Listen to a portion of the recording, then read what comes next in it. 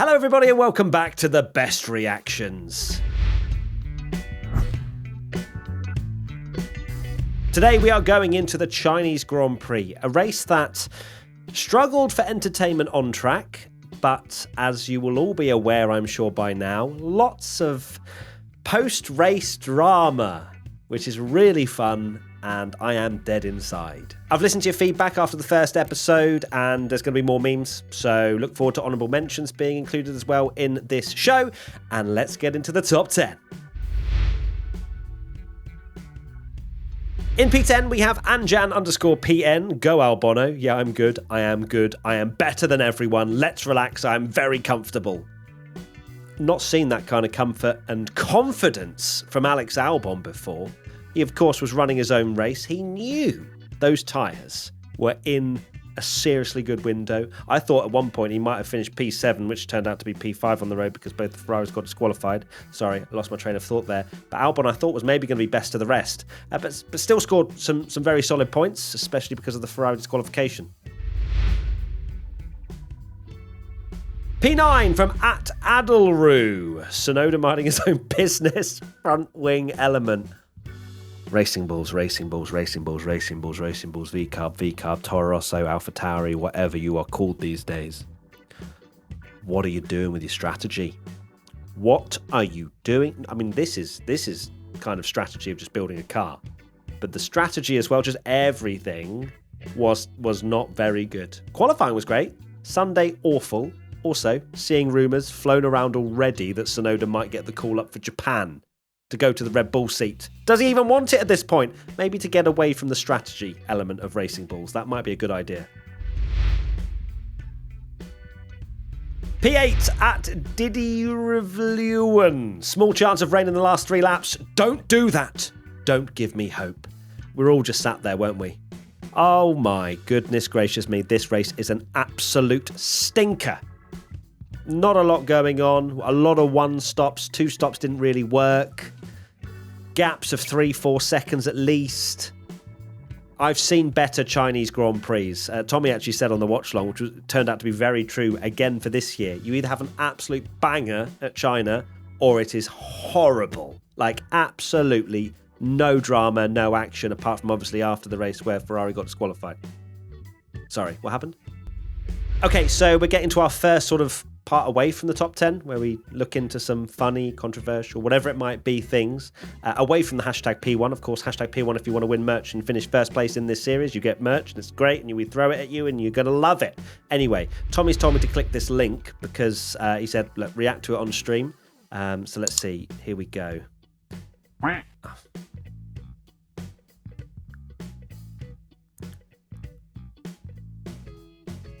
My patience is wearing very thin for Tom Bellingham right now. Not only is he sending me technical docs of Charles Leclerc being disqualified, thank you, but also laughing. Did you see the clip from the podcast where I was reading out that we could get a Ferrari double DSQ, and the excitement on that man's face concerned me greatly. He really does enjoy my pain a little bit too much. So do you as well. P7 @F1_Dynamic. Stock value of end plates after the Chinese Grand Prix. That's a really good meme. That's a really good meme. Of course, you have to run an end plate, okay? We're not going to see all the teams just run no end plates from here on. But that is a great meme. As much as it is still very much laughing at Ferrari, they took a lot of the sort of spotlight, didn't they, again, with the team radios. Charles Leclerc, of course, complaining about the fact that he was being told the same thing 10 to 15 times. Last time out in Australia with Hamilton, Ferrari really know how to stay in the news for all the wrong reasons. P6 @Azteca Lad. Max after Horner tells him he will be demoted from Suzuka onwards. I will love it, and I think I deserve it.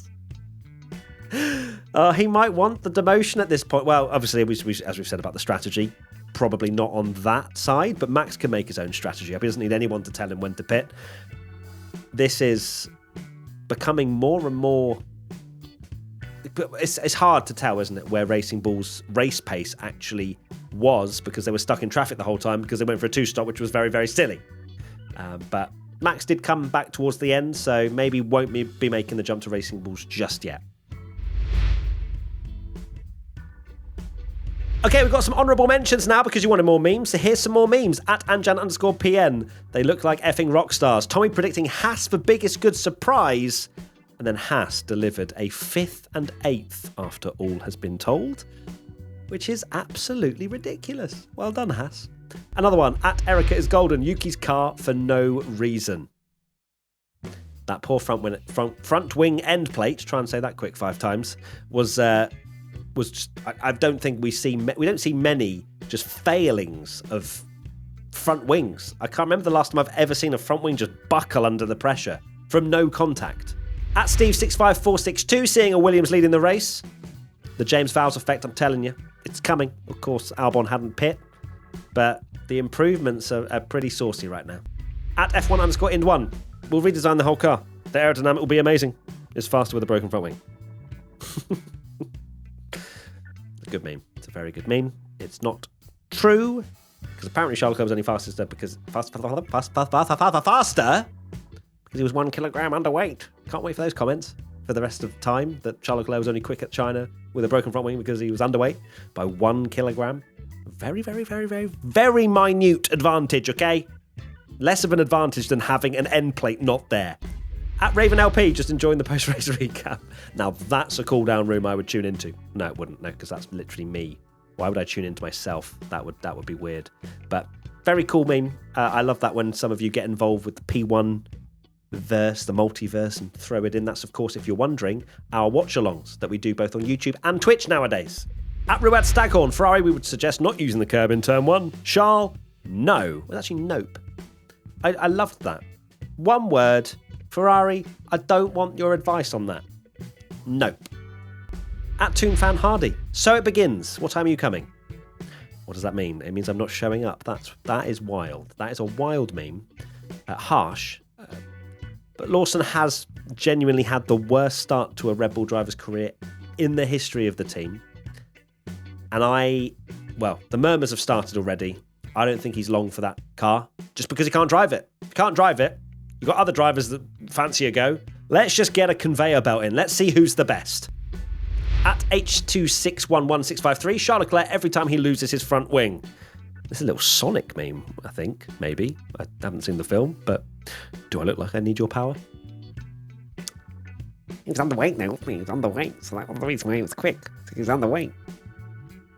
Another honourable mention at Anjan_PN, the F1 TV director SMH. The Ferraris battling, a replay from about 3 laps ago.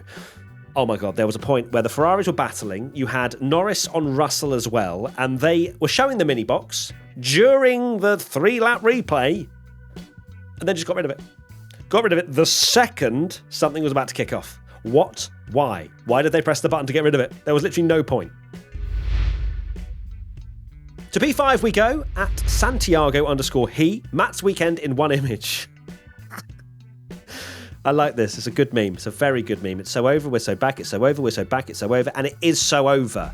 Okay, another funny thing away from hashtag P1. I had to include this post because it was pretty funny, actually. Jarno Otmir, of course, he's in the F1 Sim Racing World Championship. The final is coming up next week. I'm going out to Sweden tomorrow, actually, so having to do a lot of recording today. Another reminder that if you are ever arguing on F1 Twitter, that it's mostly with people that don't know what tyre marbles are. So this person was genuinely showing this picture after the sprint of Lando's front left, trying to suggest that his tyres were fine when he then compared it to the 2 drivers ahead of him that had picked up loads of just rubber, dust, dirt, whatever, offline. So it was visibly very different. And then tried to suggest that Lando's tyres were absolutely fine. Ridiculous. P4, Flypaker25, Ollie Behrman today, ciao. And did you see the post-race interview with him as well? He felt bad that he dropped ciao twice. So now the adrenaline's worn off, he's calmed down, he's relaxed, he's gone, oh my goodness me, I just said ciao. I think it was to Liam Lawson and then an Alpine, maybe Jack Doohan. But either way, no, I like it. I like the little up and unders he was doing. He felt good afterwards on fresher tyres, just made it work. Ciao. We're on to the podium now. In third position, at turn to page 394, Racing Bulls, driver's car strategy. It had to be included. It's one of the most baffling conversations to have. You can't even say that they pitted on lap 12 and therefore had to do a two-stop because that was what was on the Pirelli predicted. No, Ocon made it work. Why would you lose track position? China was basically Monaco this weekend with how difficult it was to overtake. In second position, just missing out on the P1 merch, is Erica is golden. Are we getting double Ferrari disqualification? And then that meme is ridiculous. Like, never seen it before. That is going to be rolled out a few times this year, I feel like. Now, before we get into first position, but one more. This video made me laugh so much I had to include it. It's from Central Art Bureau, and it is Bortoletto in the stake. Live POV. It's brilliant. I absolutely love this. It made me laugh a lot. And look, he beat Antonelli at the end. So awesome post. Very, very funny. It's controversial opinion time, and that means Tom Bellingham is here on the line. Tommy, you've submitted it to me, and I'm going to read it out right now. P1 Patreon member, Captain Obs 3420. Russell is a more likely World Drivers' Championship contender than Max or the Ferraris. Oof. Oh no. What brain am I going to use here? Am I going to use my logic brain or my emotion brain? I think it's so tough, isn't it? Russell could easily just go about his way and pick up podiums, pick up results. And then if you compare that to Max, like he beat Max pretty comfortably today. No issues. Ferraris decided that they didn't want to put either car out legally. So I think for Ferraris, oh God, I'm just going to say yes, I agree. I agree that yes with the Ferraris and the fact that essentially he's more of a World Drivers' Championship contender, especially that, you know, he's up against a rookie teammate and he's delivered really well in those first couple of races.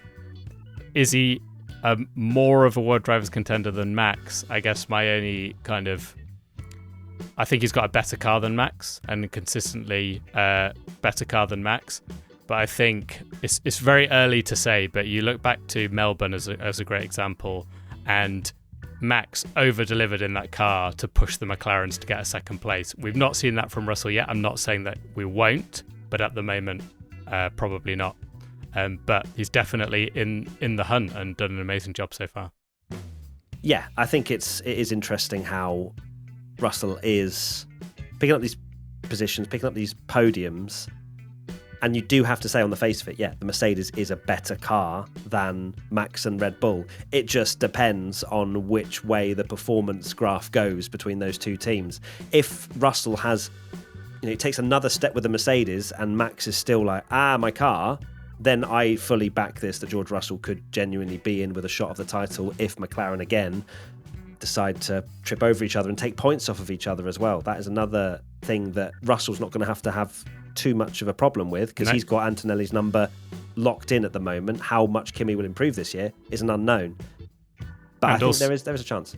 And also Russell, we said at the start of the season, he was not included in any of the who's going to be world champion, and every YouTube thumbnail and every post that Formula One did, it was literally McLaren, Ferrari and Max, and Russell's so far gone completely under the radar, and he's there. Didn't you put Antonelli ahead of Russell? Yeah, well, he's ahead of both Ferraris at the moment. Don't do it. I knew you were going to say, as soon as you said Stop that. Stop setting me up to hit that.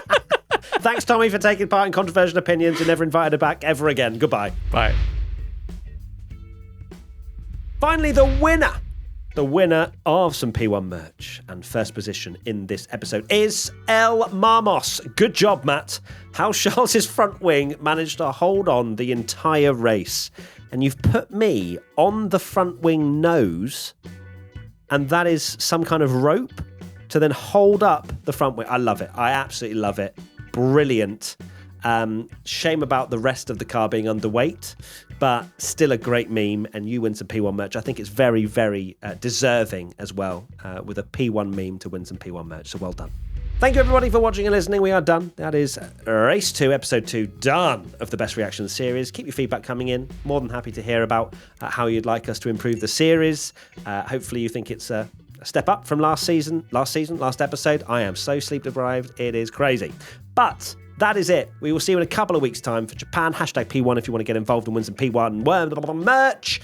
My brain is faltering. I will see you in a couple of weeks. Bye!